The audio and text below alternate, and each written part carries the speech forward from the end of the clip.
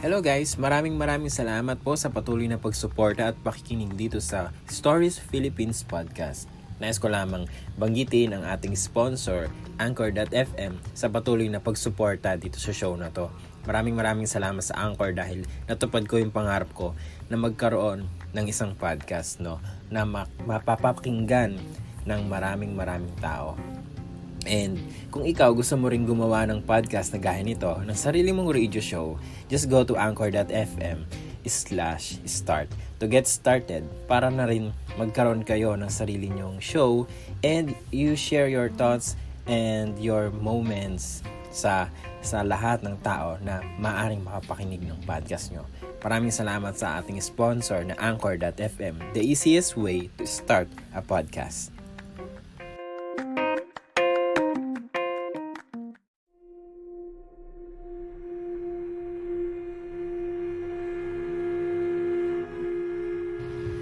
Hello guys, what's up? It's January 2nd, 2020. Happy New Year sa lahat. I hope you had such a great New Year. Maraming salamat sa mga hanggang ngayon ay sumusubaybay at nakikinig, sa mga followers natin sa Spotify, Anchor, Radio Public, Breaker at sa Apple Podcast. Maraming salamat po at sa iba pang platform kung saan nyo pinakikinggan yung podcast gaya ng Castbox or ng Stitcher. Nandun po tayo lahat. Maraming salamat sa pakikinig ninyo. And this 2020, we will continue pa rin yung ating tales about the aswang. Pero we will make it more light, para ibahin naman natin yung mood, hindi tayo masyadong seryoso kasi ito nga, 'di ba? Medyo classic yung datingan natin, hindi sa pero sinadya ko talagang ganito na lang yung audio natin, so right now I am entirely producing this podcast from my phone or from my iPad or 'di ba, dito magre-record to lessen the burden of the time then, para every time updated tayo lagi, so not to risk the quality, yung audio quality naman ng recording ng iPhone microphone is quite good naman, compared syempre dun sa mic natin na ginagamit, pero we will this is not to say that this is to downgrade, but we will have more consistency then, for the consistency sake, para din makapag-produce tayo ng episode agad-agad, with losing some quality siguro when it comes to audio, kasi right now ngayon may naririnig kayong nagvi-video sa kapitbahay that was 3 days ago, and up until now gising pa rin sila. Nagvi-video sila. By the way, yung siguro yung noise na naririnig nyo is from the fan of my laptop, nasa harapan ko siya ngayon. And yung that ugong na bumibigay na siguro yung microphone nila and yung speaker nila, pero wala pa rin silang tigil sa pagkanta. So, celebrate. Talagang, ang dami siguro nilang handa, pero hindi kasi ako lumabas yung New Year. So, dito lang naman sa kwarto.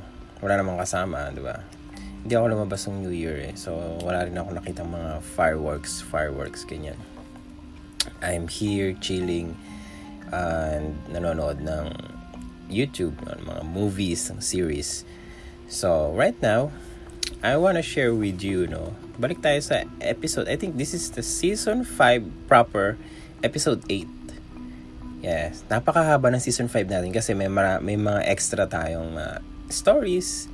Meron tayong series, then within the season 5, so parang sub-series siya, So, yun, natapos na rin natin yung B1 Gang Book 3 na pinamagatang Lihim ng Dilim. So, napaka-ikli lang nung kwento na yun, but inaabot siya ng ilang months. I'm so sorry kasi I've been busy the whole half of this year, Kung napansin nyo, from I think from May nga from March, from April or June, yan, ganyan. Basta from the second quarter of last year up until the last quarter, I'm so busy.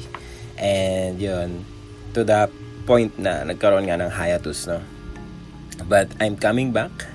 Thank you so much sa mga patient na nag-iintay, na nagko-comment sa ating YouTube channel, and yung mga nagko-comment sa ating mga podcast reviews, ganyan, and mga nagla-like ng ating video, at sa mga nagdi-dislike, maraming salamat po sa inyo. Nag-motivate na talaga ako.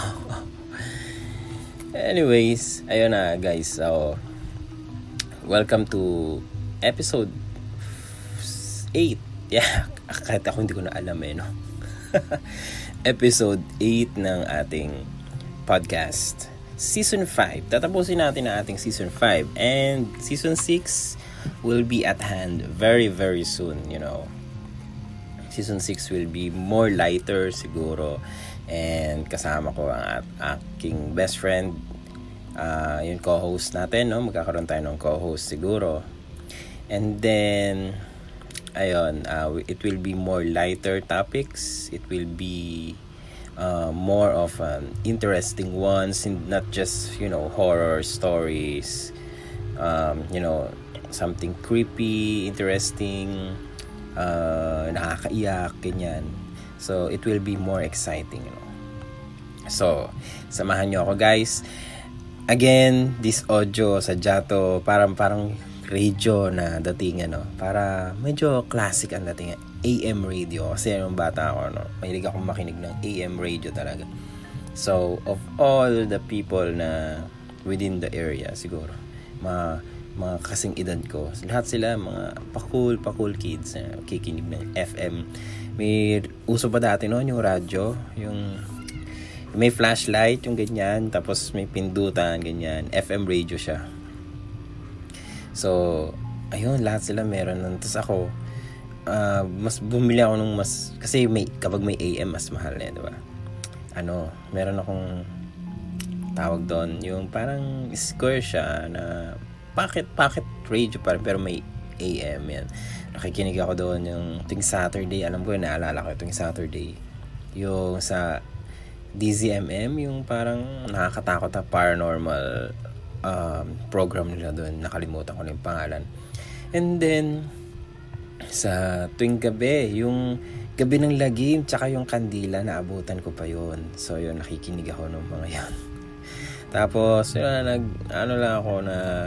tawag doon, babrowse through, tawag doon, basta channel flipping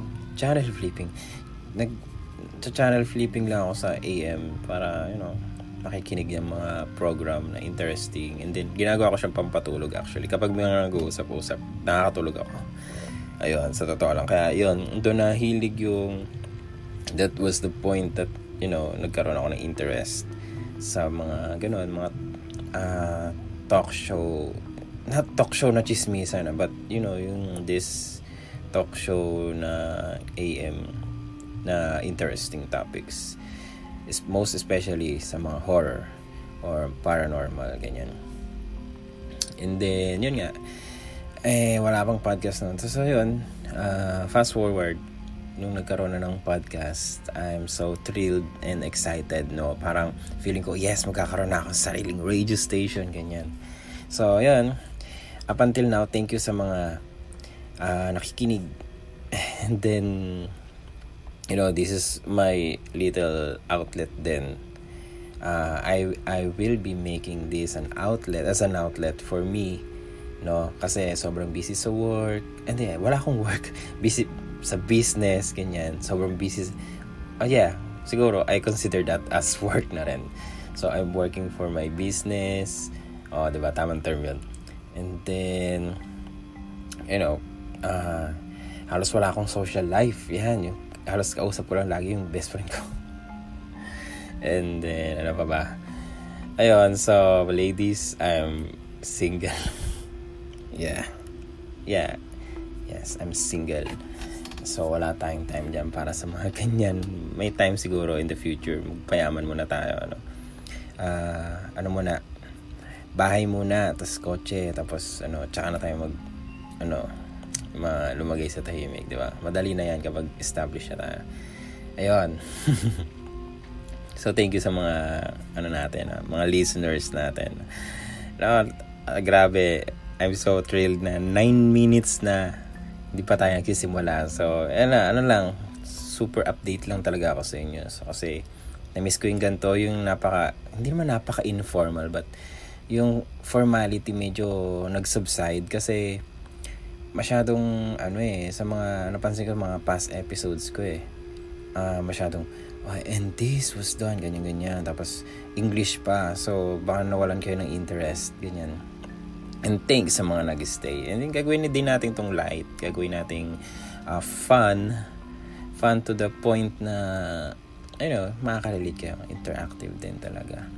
So, thank you so much sa pakikinigin. Season 5. Season 5 is really a struggle for me. Because I featured a book that was so long. And mahal din siya, actually. Pero, interesting kasi. And then, we will move on siguro sa Season 6. Continue tayo sa True Philippine Ghost Stories, Interesting Facts, B1 Gang, etc. So, we will organize those in the future. And we will organize those things na kasama ko yung aking... Hindi siya mahilig sa horror, actually. Hindi siya mahilig sa horror, pero mahilig siya sa mga interesting things, mga travel, ganyan. So, I will persuade him to hiligin mo tong ganito kasi minsan lang kami magkita and once a week siguro we will try na makapag-record kapag nandito siya. So, once a week kasi kasama ko sa business, so we're having a meeting and then dinidiscuss ko yung mga business matters din. Isasamantalin namin yung pagkakataon na nandito siya na makapag-record kahit na maikling oras lang or about an hour. So, that is so exciting, guys. So, okay, let's move on sa kwento ng aswang. Wala ba tayong sound effects dyan? Teka lang, kuha ko na sound effects. Okay, yan. Let's move on. Actually, hindi siya sound effects. Siya, yung sa Opera GX, yung browser. Ayun kasi yung ginagamit ko For gamers, syempre, gamers. Opera GX browser. Yun yung ginagamit ko. Ayun lang yung intro. Inon ko kasi intro. Ang ganda kasi, ang cool. Pero hindi yun yung sound effects natin. Sound effects natin ay ito. Yan. Pag narinig nyo yung mouse click. Ayan. Okay. So, The Aswang Tales. So, yung episode na to is about The Aswang Tales. Yung mga kwentong aswang. Ito na tayo. Yung mga kwento na stories from... Kwento na stories pa. From... ano ba to? Mga different accounts ng stories ng aswang na sprung throughout the years. So, interesting to. So, babasahin ko na sa inyo, guys. Sabi dito, over the years, tales about the aswang would come out and seize our attention. These stories tell about aswang attacks, aswang sightings, aswang scare, aswang suspicions, and deaths resulting from aswang accusations. And they continue to grab us by the shoulder, forcing us to halt for a while for whatever we are busy with and spare some time to listen to or read these stories. So, totoo yun, nakaka-fascinate nga naman yung mga kwentong aswang, yung mga naririnig natin tuwing lalo yung malapit na yung yung mga Halloween ganyan, mga araw ng patay, tapos sa mga radyo, di ba? Lalo sa dati sa MGB, naalala ko nun, mga Halloween special natin. Tapos yung mga Jessica Soho, ganyan. Yung mga palabas sa TV, sa media, maging sa mga dyaryo. May dyaryo pa ba? Hindi ko alam. Oo, meron pang dyaryo, yung mga tabloid, yung mga tik-tik, ganyan. Ayan. They feature horror stories and ayun, kadalasan sa mga tabloid, di ba? Yung mga medyo hindi confirm na story. Pinagpapost na lang nila. Ayan. And ayun, maraming kwento na nakaka-capture ng attention natin. No?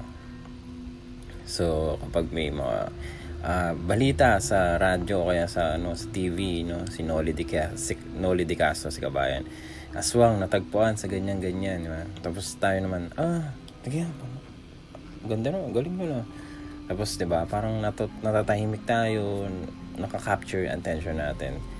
When it comes sa mga stories ng attacks ng aswang, ano nangyari, kawawa naman, walang puso, ganyan, walang mata, ganyan, pinutulan ng kuko, ganyan. Pinutulan ng kuko. Ayun. We are so very, very fascinated. So, ayun, sabi dito, Aswang Tales undoubtedly generate varied reactions. So, yun nga, meron nga, hindi, totoo ba yan? Hindi naman totoo yan, ganyan. Tapos may mga magkakwento kapag may mga matatanda, di ba? Sabi, doon nga sa amin, ganito, ganire, ganyan. Tapos, kaya kayo, ganyan. Di ba? Yung mga kwentong, marami silang mga side comments, ganyan, kapag nakakita, nakakapanood sa mga, lalo sa mga balita, yung mga tito natin na, sabi ko na nga ba ganyan. Excuse me. Sabi ko na nga ba ganyan, diba? Yan, aswang yan, meron dyan, si ganyan, yung anak ni Guan, ganyan. Diba? So, chinismis pa, no? So, there are those who dismiss the stories as ridiculous, branding the talebearer as gullible o parang siraulo, if not crazy, for believing in the existence of an imaginary demonic creature. So, yun nga, may mga nagkikibit-balikat na lang. May mga tao talaga na, siraulo yan, kukwento nagpa-podcast pa tungkol sa aswang. Ganyan. Bayan, tapos umabot ka season 5, nakikinig ka. Tapos sasabihin mo siraulo. Ayan. And yan, wala tuloy ako. Ayan guys, so other would derive amusement from the narrative. So gaya ko, I am into more of an entertainment when it comes to this topic, or generally horror topics. More of an entertainment siya. For me, hindi ko siya sineseryoso, but it's my way of fascination. It's my way of fascination and my curious minds about these things. Not totally na siniseryoso ko siya, because I know that these entities are somehow result of the rebellion ng mga angels or mga fallen angels talaga to God. No, that was way back 19 kopong-kopong. Basta way before time. No, way tayo before i-create ni Lord. So I am very much aware that, but I'm doing this or for the sake of entertainment and information na rin. So ayan, naniniwala ba ako? Somehow yes, because I've experienced various accounts and first-hand stories, ng mga encounters with sa mga ganito. Anyways, yun. In this day and age, strange and weird news such as aswang attacks and sightings do take the form of entertainment. Gaya nga sinabi ko, di ba? Pero hindi ko naman na to the point, natake siya ng aswang. Yung tatawanan mo, hindi yung ganun. Walang puso, ang galing. Anyways, maraming naaswang ngayon at inaswang. Talagang maraming aswang at maraming namumuha ng puso. Nako, ewan ko na ako nandito. Sana how I wish nandito si best friend. Magtatawanan talaga kami ng sobra. So, get excited to that, guys. Kasi naman, mga inaswang at naaswang, ano ba yan? Mga mga bumasag at kumain ng puso nyo. Yan. Minsan hindi talaga totoong mga aswang. Minsan yung mga ex nyo, ganyan. Mga demonyo. Mga hugot. Ayun. But then natatawa ako. But then there are those who takes himala ako kumatuway. Himala tawahimik yung kapitbahay. Ano kaya? Namahinga na sila. Salamat Lord. Wala na maingay sa aking sa aking podcast sa pagre-record. Kasi kanina bago ko i-record yun, iniisip ko, diba, during the first 5 minutes. Diyos ko, tuloy-tuloy pa rin yata to hanggang gabi. Kasi buti na lang tumahimik na sila. Thank you, Lord. Ayun, so, sabi dito, but then, there are those who take these stories as true and really believe that these dark creatures are real. Oo, totoo naman talaga yung mga dark creatures. Ba yung kaklase mo, ganyan. Hindi, joke lang. Ayun. Ayoko na. They claim they have seen an aswang or they have had first-hand experience about an aswang's attack. They are certain that the creature is an aswang. Aswang agad. Diba? Why would they not believe in aswang then? So, ba't aswang agad? Pwede namang pusa muna, ganyan. Diba? So, ayun. Sabi dito, here is a collection of... Intro pa lang yun, guys. 21 minutes. Intro pa lang yun. Inom muna tayo, no? Yan. Talagang, this is vlog. Parang reality na talaga. Reality podcast. Here is a collection of Aswang Tales that have sprung throughout the years. So, mapapakanta tayo ng through the years dito, no? So, i-divide natin yung ating series na ito into 1, 2, 3, 4, I think apat na episodes, no, about Aswang Tales kasi napakahaba niya, guys. So, yan. So, without any further ado, ito na. Abducted by a group of aswang. Wow, may grupo rin sila. May FB group, ganyan. Ayan, kinidnap daw o kinuha ng grupo ng aswang. Ito, sabi dito. Ayan. Ba't kasi dumidigay ako? May kaba, ganyan. Sabi kasi dito, in a town on the island of Sibuyan, sa Romblon province, a young girl was walking home after attending her school classes. Ba't di na lang sumakay? Ganyan. Given the distance of her journey, which would make her pass through the woods, she would normally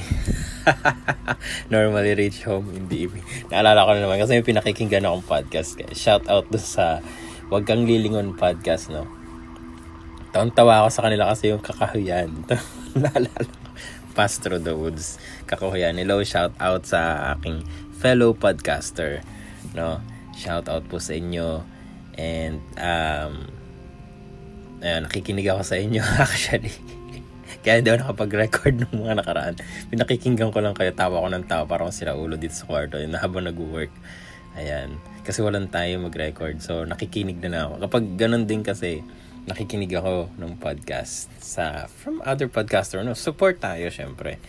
Support tayo. And ngayon kanina, bago ako nag-record, yung pinakikinggan ko naman yung Cripsilog. So,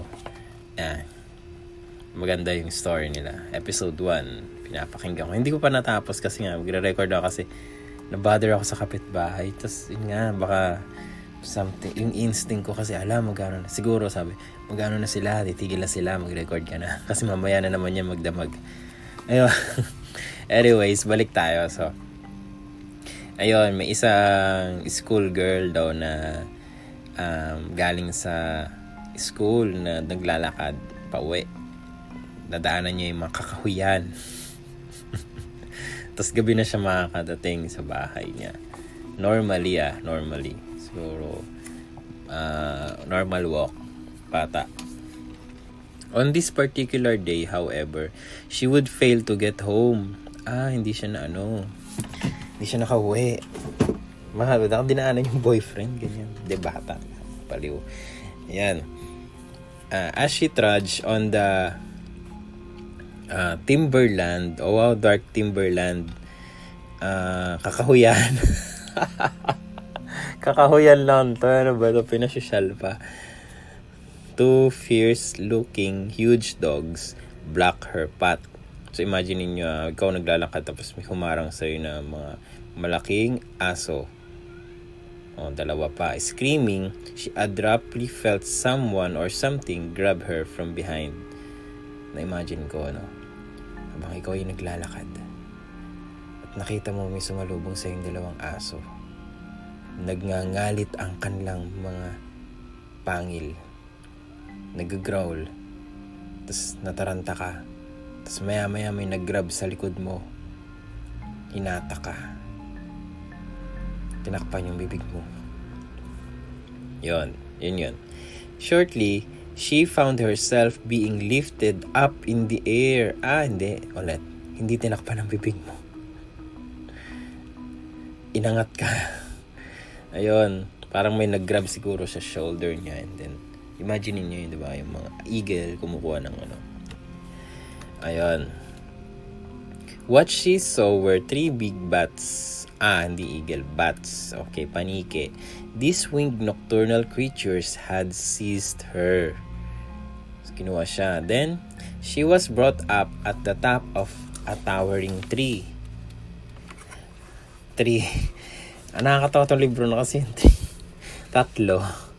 Medyo talagang may mga error to, guys. So, sa mga previous episode, na-explain ko naman sa inyo kung bakit ang weird ng pagbabasa ko. Kaya ginawa ko na nga lang light kasi kapag ginawa mong formal masyado, hindi lalo maiintindihan kasi nga 3, diba? 3, 3, tapos dito 3 puno, diba? Malamang puno to, nagkamali lang. Talaga, ang bully ko. Joke. Sayang ang 600 ko. Ayan. Okay, so dinala daw siya sa tuktok ng malaking puno. Using the trees, leaves, and branches, the mysterious creatures tied her up. The next day, her family, worried that something might have happened to her, began to search for her whereabouts. So syempre, hindi nakauwi, hinahanap na. Pinabayaan lang hinahanap na siya. So, sabi dito, soon, the town folks would join the panicking family for the search of the missing girl. Kumalat na yung balita, nawawala yung yung anak ni Kuan, yung inaanak mo, nawawala daw. Yan. The second day of the search proved fruitless. So, walang nangyari. But the family was determined. On the third day, they saw the girl up on the canopy. She appeared to be in state of shock. 3 araw walang kain. Hurriedly, the men of the search party climbed up the tree, bringing with them a native hammock and a rope. And minutes later, the netted swinging couch was brought down, carrying with it the still unresponsive girl. So, tulala siguro, Days after she recovered and recounted the events, kinuwento niya na after na maano siya doon sa trauma niya, She said she went into trauma, her mind becoming blank when she found herself being carried up by the big bats. Sino ba namang hindi matatrauma? Pero bakit hindi siya pinatay? Anong meron? Ayun, thus, she could not anymore recall being tied up on the tree. Yung the moment pa lang na nakita niyo yung dalawang bat na nagdala sa kanya. Na siya, trauma na siya, tapos hindi niya na alam ang gagawin, hindi niya na maalala. And it was said that said that had her family not looked for her, they had not bothered to search for her whereabouts and ask everyone in town. Had her family kept the matter within themselves, she surely would have been eaten by the group of aswang which had abducted her. It was further said that it was the aswang's plan that before they feast on a human they had abducted, they had to wait first for the reaction and subsequent action of the town folks on the missing person. If no search would be undertaken and the matter would die down, then only then they would devour and eat their victim. Their intention behind this plan is to prevent the town folks from thinking that it was the aswang that was behind the abduction. So talagang pinabayaan muna siya doon ng ilang araw. Tapos tinitignan daw ng mga aswang kung ano yung magiging reaksyon ng buong baryo. And then kapag walang naghanap sa kanya, ayun, tsaka nila pagpapiestahan. Siguro malamang patay na yun. Tsaka nila pagpiestahan. No? And then, kaso daw nga, may naghanap. So, baka, ayun nga, kasi karaniwan nga within the community lang din yung mga aswang So, parang hindi sila mapagbintangan. Siguro isa rin sa sa mga naghahanap is aswang, 'di ba? Kunyari lang nakita nila na naghanap yung pamilya. So hindi nila tinuloy yung balak nila to prevent or to self-defense na rin siguro nila 'yun. Pero ang weird, but ganun sa puno tapos ayun, so group of aswang. So talagang pinagbalakan talaga siya. Okay. Next account. Ito na.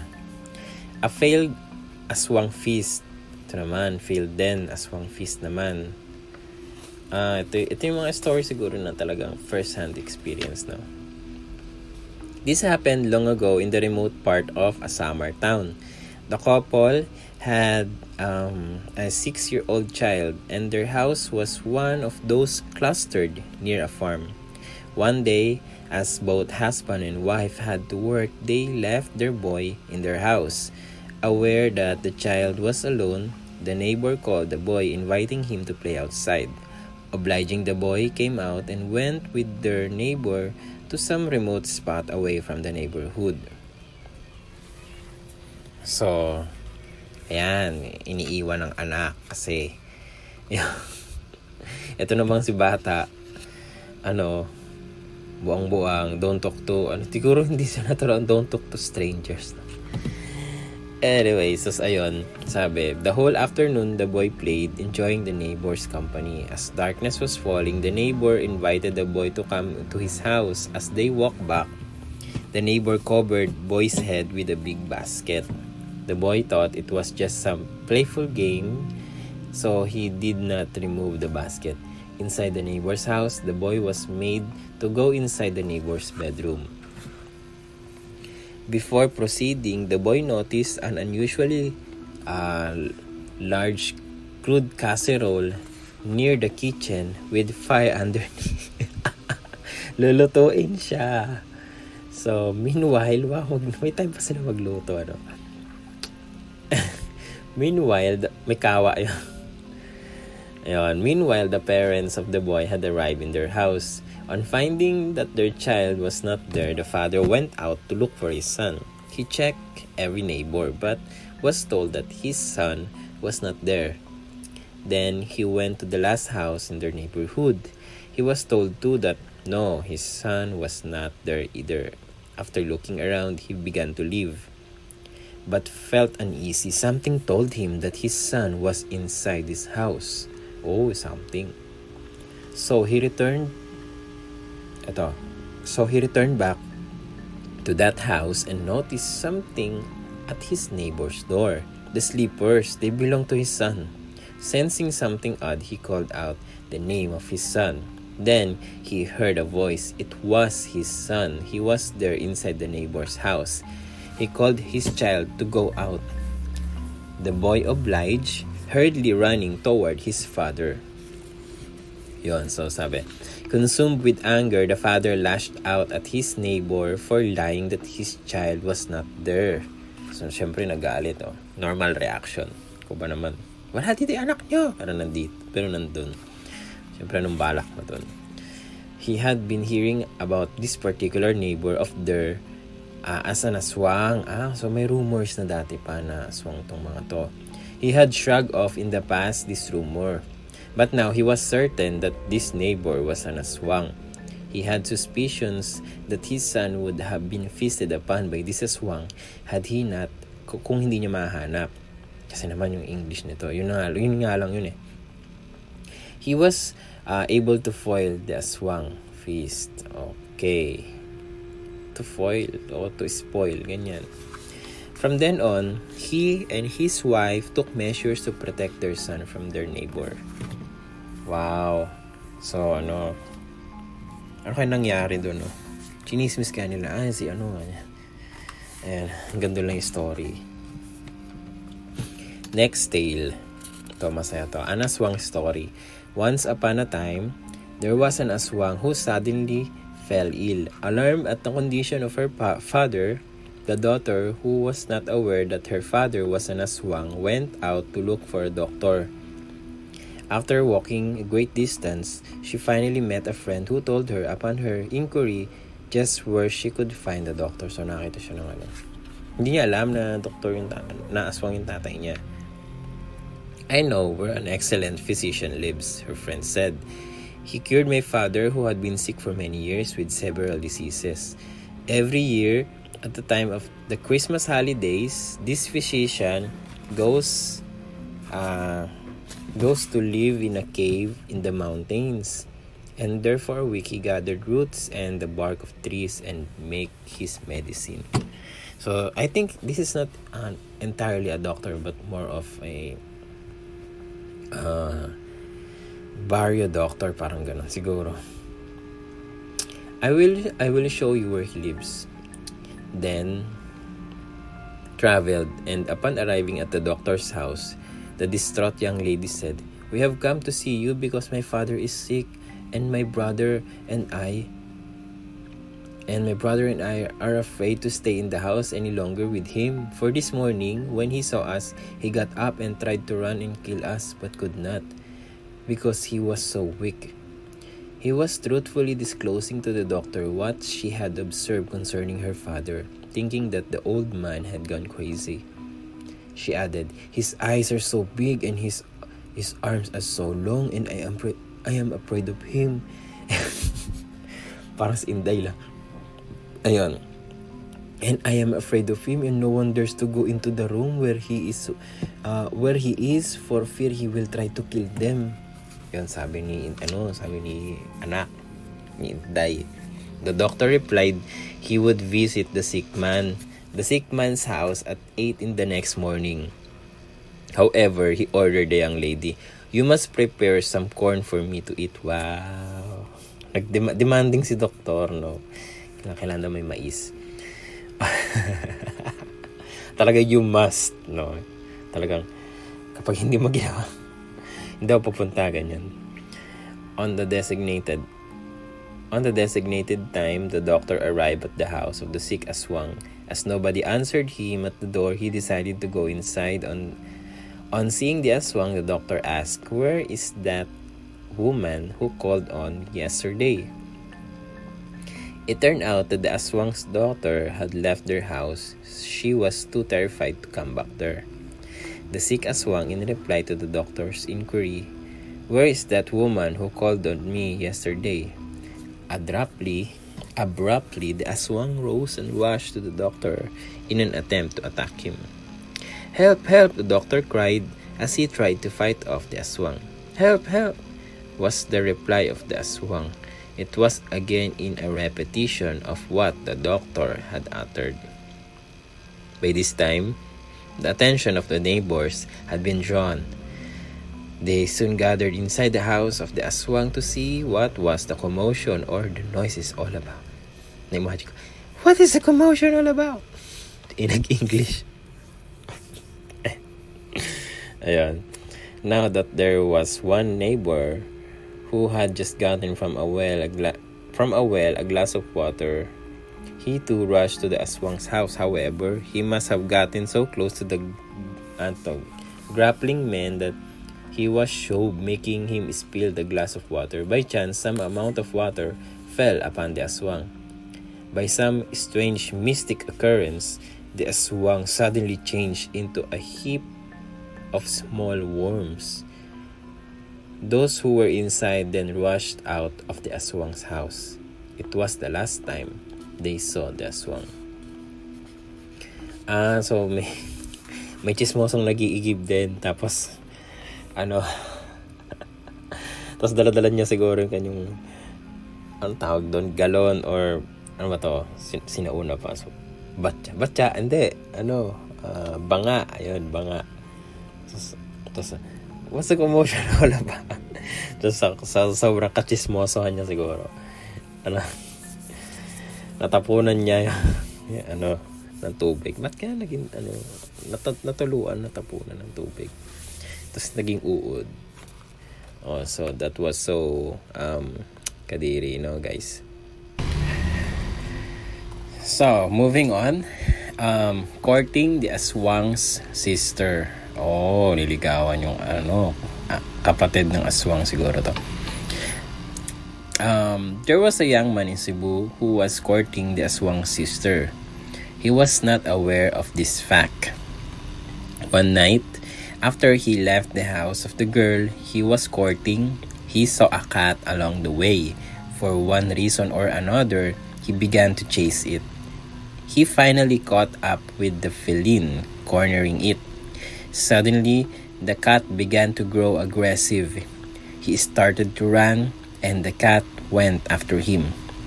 Then, what he saw shocked him. The cat started to transform into a human. He was the brother of the girl he was courting. He did not wait a single second anymore. He fled right away. Then, he stopped courting the girl. He did not want to become part of an aswang family. So, sino ba naman na, liligaw? Manliligaw ka ng pamilya ng aswang. So, yon. Maikling kwento. Next.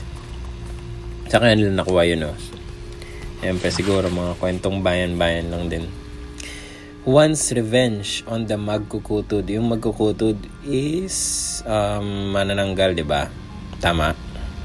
In the previous episodes natin. Juan and his wife lived in a little cottage on a farm located in the remote part of a town in Pampanga. Whenever they need to go to the town proper, it would take them 3 or 4 days to travel just to get to their destination. Siguro, hindi pa talaga uso yung mga sasakyan noon. Mga 18-something pa to, 2 to 3 days. Wow. Grabing travel yon. Travel goals. Okay. Juan, however, was contented with his wife, he being industrious, and the farm and the plants and the trees around them were enough to provide with their needs. One day, however, his wife fell sick. Wanting to make her recover from her illness, Juan tries his best to provide his wife with all the possible cure he knew. Alas, all his efforts failed. And so, his wife died. Oh, sad. Sad. And desolation then seized Juan. There was nobody around them to help him to attend his wife's wake or burial. Mag-isa lang siya. Oo, walang kapitbahay, ganun. He then decided to bury his wife the next day. But his bereavement on the sudden loss of his wife caused him so much pain that he fell in a swoon. Ano naman tong? Okay. Define swoon. Swoon. Faint or from extreme emotion. An occurrence of faint. Oh my God, pwede naman yung... Then he fainted because of his extreme, ganyan, diba? Emotion. Okay, tapos yung bereavement. Ano kaya yung bereavement? The action or condition of being bereaved. Ano yung bereaved? Deprivation or disposition, sorrow, sadness, suffering. My God, but he's suffering. Okay, so let me rephrase the sentence, guys. But his suffering on the sudden loss of his wife caused him so much pain that he fainted. Diba? Napakasimple. Ay, shout out sa ating author. Huwag tayo masyadong guys. Kasi yun yung problema sa atin. Kung alam mong Pinoy yung audience mo, huwag tayo masyadong malalim ng mga English. Diba? Yun lang, wala lang. Side comment ko lang. Nabawasan na namang star sa book. Hindi, joke lang. Book review. Naging book review tayo. Ayun. A complete pall of silence reigned. Ano yung pall? P-A-L-L.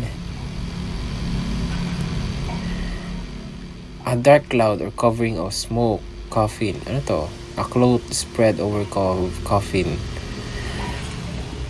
A complete pall of silence reigned in a small cottage. Parang yung yung covering, ganun. Tatlo yan, Strike 3. Okay. Ayun. Then, sabi dito, at night, as Juan was still unconscious, there was some noise and movement near the darkened cottage. Since the door of the small house hut open, an unknown being gained access inside. It was a magkukutod. On seeing a dead woman, the magkukutod quickly grabbed the latter and then flew off. The human carcass would later provide as meal for the magkukutod's family. Kinain pa. The next day, after he awoke, Juan was gripped with shock and surprise. His wife, her body was no longer there. After much thinking, he came to a realization. No one would steal his wife's dead body except a magkukutod, a flesh-eating demonic creature. Consumed with anger, Juan at once decided he would take vengeance against magkukutod. He knew the magkukutod would come back, and so he drew up a plan. Nagplano na. Then, Ayan. Okay. So, the next night, Juan pretended to be dead. Thus, he lay down in his cottage as if he were dead. Pretty soon, he heard a buzzing sound. The magkukutod. Upon entering the cottage, the magkukutod started to hold Juan. But the latter, however, immediately rose from his repose. He grabbed the force. Hindi na amoy? Ganon. Hindi na humihinga. Ganon. Gano'n siya katagal nagpatay-patay, hindi huminga. Wow, talent. Ayun. He immediately rose from his repose or from his position. He grabbed with force the magkukutod with all his might. Then rubbed the body of the evil creature with a solution of vinegar and garlic. It was powerful anti-magkukutod potion. The trespassing creature thus screamed. The concoction was so painful, extremely painful, that the magkukutod begged forgiveness for what he had done to Juan the night before.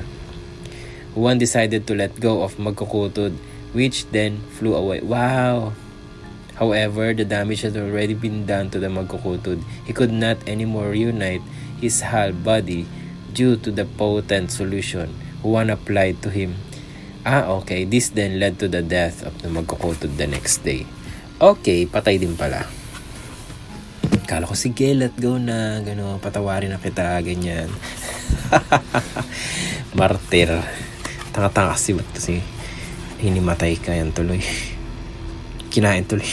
Patay na ang asawa, pinakain mo pa. Ayun. Killed by an aswang. Ito, next story natin. Killed by an aswang. It was a festive night. There was a full moon, its brightness shining down on the gathered young men and women who were crowding around the fonda, or a small restaurant. Watching the festive activities going on, there were games or contests. Tuktukan, which involves knocking of chicken eggs to determine which egg or eggshell is the hardest, and sukatan, which involves the testing of strength between the young men from the two districts in Manila, San Miguel and Sampaloc.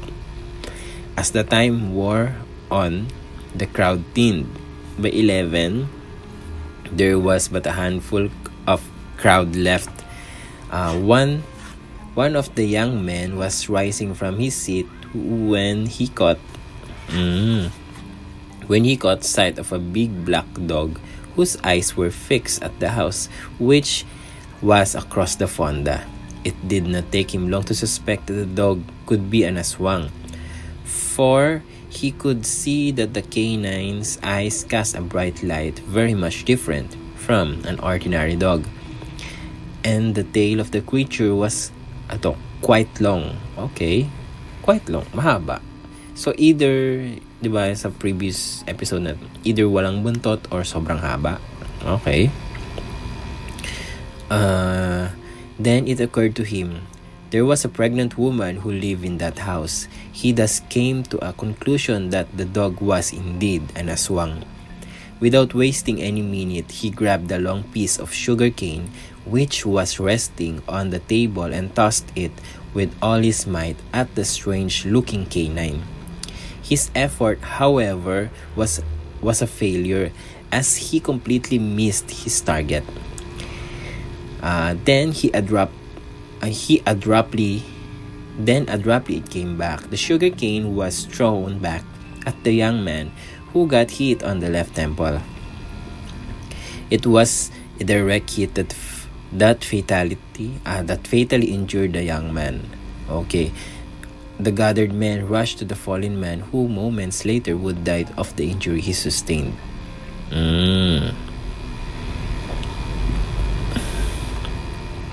Okay.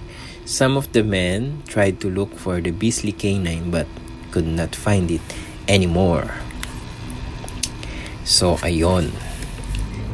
Napatay siya kasi sobrang curious niya. Mahaba yung buntot ng ano. Ay, aswang siguro yun. Tara, puntahan ko, atakihin ko. Patay ka tuloy.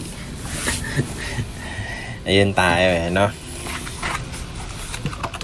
Next story. Repelled by garlic. We have 3 more pages, I think. Yes. Repelled by garlic, guys. So, in the town of Malolos, there lived a small family. One night, the wife, who was in her 9th month of pregnancy, was in the living room of their nipa hut waiting for her husband. Okay. Suddenly, she heard a sound, tick, tick, tick. Okay. From the outside of their house. Then, there was a noise from the rooftop. She knew what was it all about. Ito na naman tayo sa den. Ang dami niyang den dito. She then asked her daughter and their servant who were in the kitchen to bring her crushed garlic.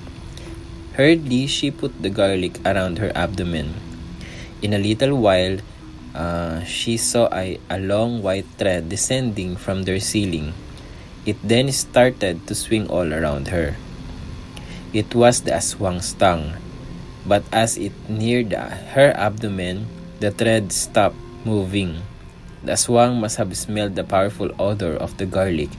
Then a loud noise was heard outside the house. It was as if someone had fallen to the ground. The pregnant lady knew at once that the garlic had repelled the aswang attack. Magaling, nakaligtas siya. So, ito, the aswang attack on an infant.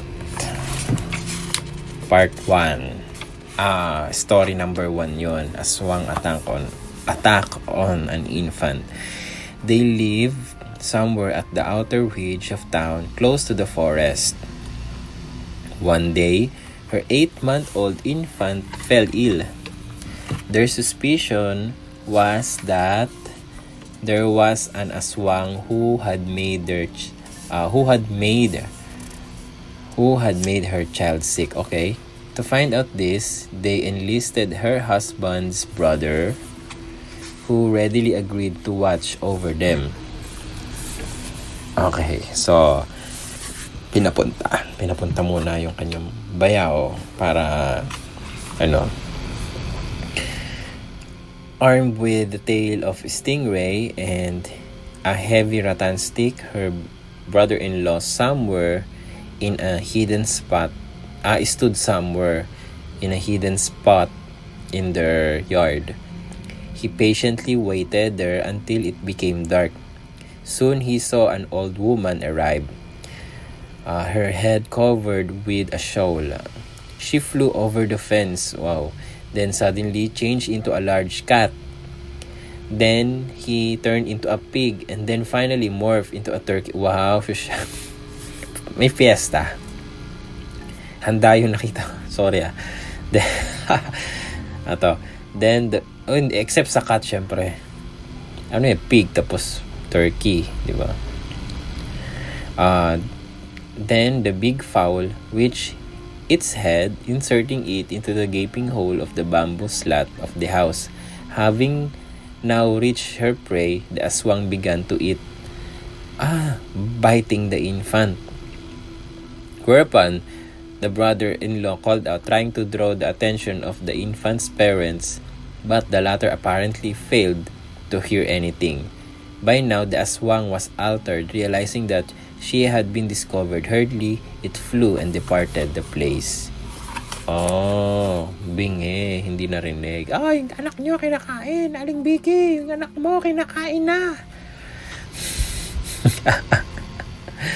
Hindi na nahulog sa kanal, kinain na ng aswang. Ito, next story. Same attack on an infant then. There was in Leyte a barrio noted for having many residents who were aswang. Now, there was a couple with an infant aged 8 months old who also lived in the same place. One day, the infant became afflicted with a fever. As was the customary practice in the village, the couple summoned several quack doctors to cure their child. None of the local medicine men was able to heal the infant. The next night around 9:30, the couple took their dinner, leaving their child who was sleeping in the hammock in their bedroom. While eating, they heard their baby's loud cry. Immediately, they rushed into the bedroom and found their offspring bloodied and ailing. Oh my God. The father ordered their house servant to go to the... Wow, may house servant. Taray. Sana all. May house servant. Ayun. To go to the back of their house to find out if there was anybody there or any animal. Finding nothing, the servant started to head back to the house. Abruptly, a sharpened bamboo was thrown down at him, the big stick landing on the spot where the servant had stood just a moment earlier. Stricken with fear, the servant rushed back inside the house, telling his master about the incident. Binato ng matalas na kahoy.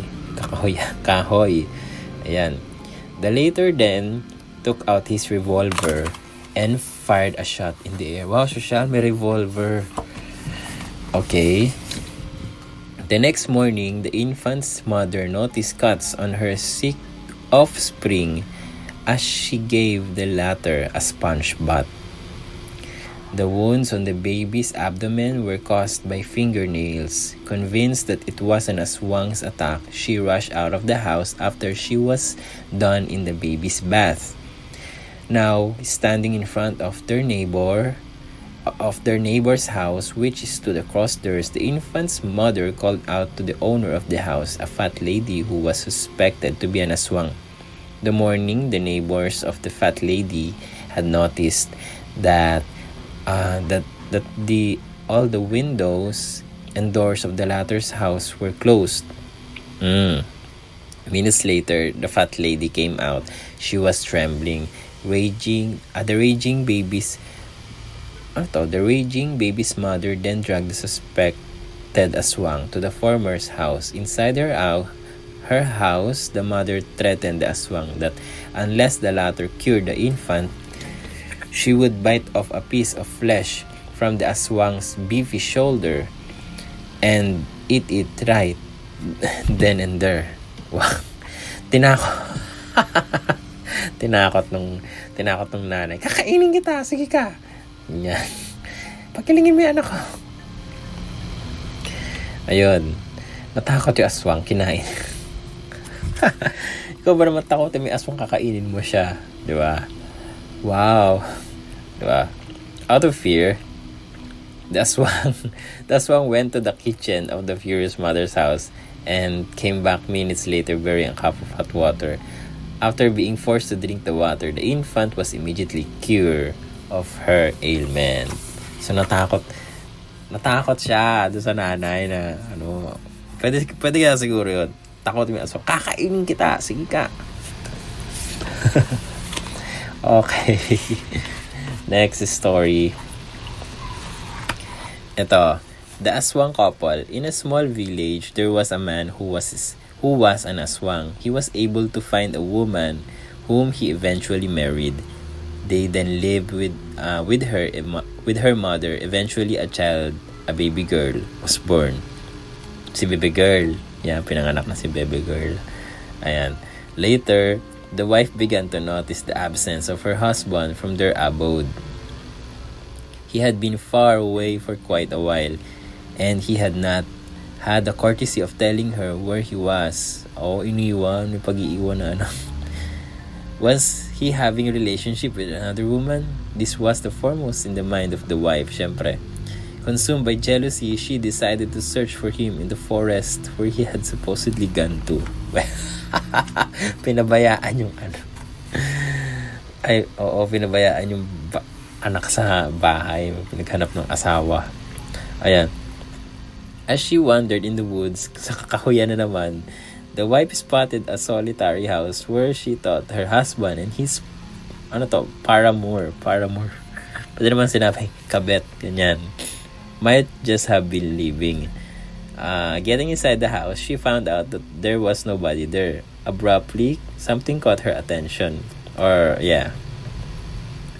From above her, hanging from the rafters, was a great piece of meat. Kadiri, as she was tired and starving due to the great distance she traveled, she grabbed the meat and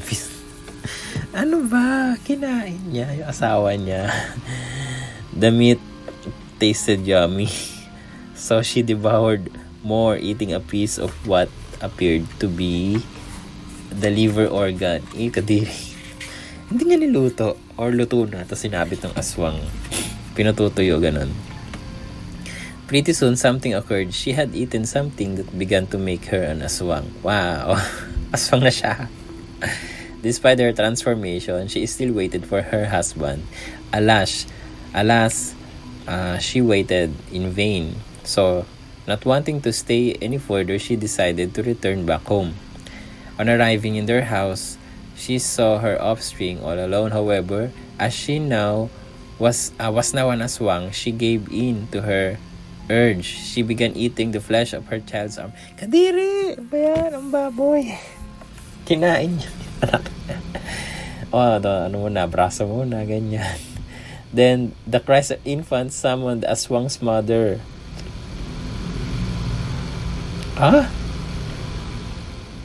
Who was just in the other part of the house attending to some household chores. Okay, by the time the infant's grandmother saw what her daughter Aswang had done to the child, the Aswang had started to run away. The infant, her arm having been eaten that led to the loss of blood, eventually died. Okay, the grandmother, now in the belief that her daughter had become mentally unsound, buried the dead child and hastened to the house of village chief for protection. Pumunta kala kapitan. Meanwhile, the Aswang finally found her missing husband, the Aswang whom she married. From then on, the Aswang couple lived together in another village. The village was a new place for them. Wanting to avoid notice, they lived there as normally as the other villager lived in the area. Try as they might, however, to avoid notice, the Aswang couple still elicited attention from their neighbors. This was due to the constant movement inside their house. Anong ginagawa nila sa bahay nila? Constant movement. So nakikita umaalog yung bahay, ganon. Oh. Ayan. Whether during daytime or nighttime, there were noises stirring. Okay, daytime. Wow. Stirring inside the house that roused the neighboring residents to wonder why. Mag-asawa sila, ano ba? Ayan. One neighbor tried to investigate. He was knowledgeable of the habits and activities of Aswang. Umuuga lang yung bahay, aswang agad, di ba? Pwede bang, One night, he broke into the Aswang couple's ayun, ganon, bahay nila. He then saw two half bodies standing inside. Oh, the couple were manananggal. Naging manananggal na, ganon. Losing no time, he changed the position of the bodies and sprinkled ashes on them. Pinagpalit! Then he went to a hidden spot to wait for the return of the manananggal. Ano ba yan? Pinagpalit? Hindi naramdaman ng manananggal yung kabilang parte ng katawan nila. Soon the manananggal couple came home. Instantly they knew what had happened. They flew inside the house, then went out crying, "Woe is me, woe is thee, if the dawn find us thus." Unable to reattach to their lower segmented bodies, they flew away. Okay, kasi kapag ginalaw nga naman pala yun. Kala ko, maloko tong nakita, pinagpalit para kapag bumalik. Yung babae iba yung lower part na kasi yung lalaki iba. Kala ko ganon, nagpalit niya, yung pala hindi. Bawal nga palang kahit galawin, bawal. Kasi hindi na sila mare-reattach. Ayun. So, however, their dark secret had already been exposed to their neighbors and the entire village. Out of shame and fear, they left the village. Never again did they desert. Buhay pa rin sila. Nagkapalit lang. The joke lang. Out of shame, sabi dito, baka nagkapalit nga sila ng katawan. Ayun. Ang saya lang. The Aswang Fisherman. Last two stories for this episode. So far, I hope nag-enjoy kayo, guys. Ito, The Aswang Fisherman. Wow. Mangingisdang aswang to. There was once a poor couple who was so poor that all they had for their meal was boiled rice. One day, as they talk about their sad status in life, okay, they saw a fine piece of meat that was flying in the air just above them. Wow. Na-imagine ko, guys. Nag-usap sila, kumakain. Grabe, ang hirap natin talaga. Sobrang hirap ng buhay. Tapos may nakita. Wow, may lumulutang na na karne. Tara, kainin natin. Then the meat is still suspended in the air, stopped in between. Believing that it was a miracle. Wow. Thanks be to God, we shall have meat for our suppers. So they grabbed the meat and devoured it with great relish. Suddenly they find out something. There were some strange things that they had swallowed when they consumed the meat. They realized they had swallowed what appears like a strong cords, like fishing lines. Okay. Ano ba yan? Oo nga, aswang fisherman. What the? Ano ba yan? Parang, ano naman? Parang, ano nga talaga, literal na finish sila. Abruptly, they were hoisted up. They found themselves flying through the air. They were being carried and transported to some place. Then, they started to pass under the bridge. The man, as they passed beneath... Ito mga kwento na to, minsan hindi nakapaniwala talaga. Mga kwentong baryo. The man, as they passed beneath the structure, grabbed his wife before he managed to grasp some part of the bridge. With this, he was able to loosen themselves from the fishing lines of the fisherman Aswang. His heroic act to save him and his wife from the clutches of the Aswang. Okay. She, however, had lost arm, which had been eaten off by the Aswang while they were still airborne. Okay. habang nasa taas, kinakain. Full trip na to. Okay na. Ayun. Anyways, at least nakaligtas sila. Wala lang siyang kamay. Kasi ba naman, ikaw ba naman makakita ng... Tapos hindi mo nakita yung tali. Talagang literal na parang inisda sila, guys. Okay, our last story for this episode 8. Next week or next time, meron pa rin tayong part 2 ng Aswang Tales natin. So, yan. Hinati-hati ko na siya, guys. So, yan. Next. Last story. The Aswang from Baco. Ano itong Baco? Okay. Lugar sa Mindoro. Okay. Once, there was a man who hailed from the town of Baco in Mindoro. He married a young woman from Calapan, a town also on the same province. After a while, his wife gave birth to a child. After a while, parang kinasalan, tas maya-maya, nanganak na agad. Hindi, joke lang. Ayun. Kasi naman, napaka-ano ko sa English, napaka-laitero. Ganun. But the offspring died even before it reached 3 years of age for no apparent reason.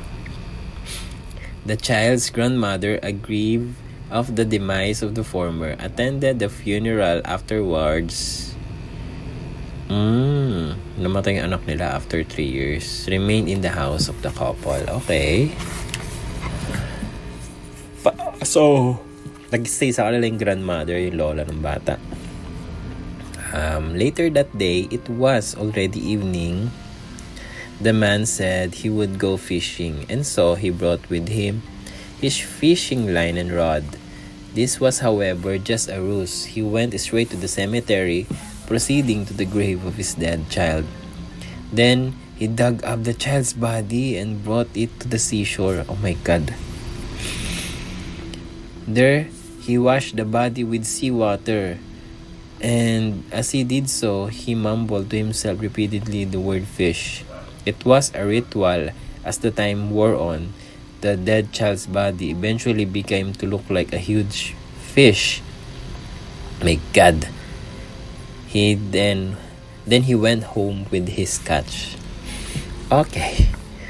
Now back in his house, the man laid the fish on the table in an attempt to show off his wife and her mother.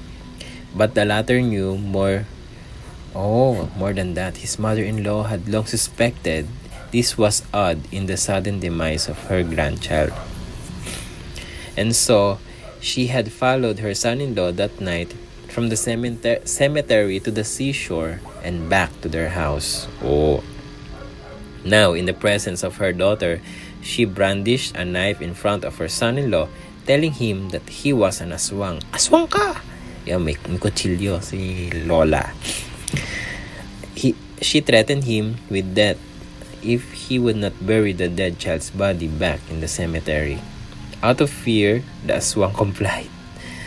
Ikaw ba naman no? Kahit aswang ka matatakot ka sa sa manugang mo.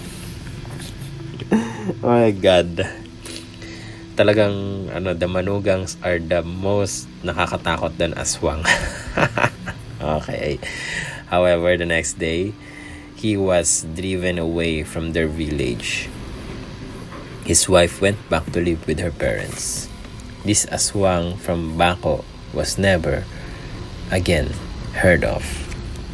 Okay guys, so ayun muna ang ating mga stories. So napakahaba na siguro ng ating story. So episode natin. Maraming salamat guys pakikinig, no. Kung ikaw ay nakikinig from Anchor, you can send us a message via voice message to tell your own story about aswang or any other things, comments, ganyan. Malugod kaming tumatanggap, no. And we have Facebook page also, Stories Philippines, and then yung Twitter natin, Kwento Podcast, hindi ko pa na-update. And then we also have Instagram. Ayun, so you can find us, subscribe kung hindi ka pa nakasubscribe sa YouTube, and also don't forget to rate and comment wherever you are hearing your podcast, no. I hope sa Spotify meron na ring rating and comments, no, para goods tayo. Thank you so much guys for listening. I hope you enjoyed. Happy New Year ulit, and mag-iingat tayo lalo na sa mga lumilipad na mga ng mga karne, no. Huwag tayong kakain ng lumilipad na karne, no. Baka tayo maisda ng aswang. Maraming salamat po mga kakwentuhan. Ito po ako ulit, si Paul, signing off. Thank you so much. Until next episode. Bye-bye.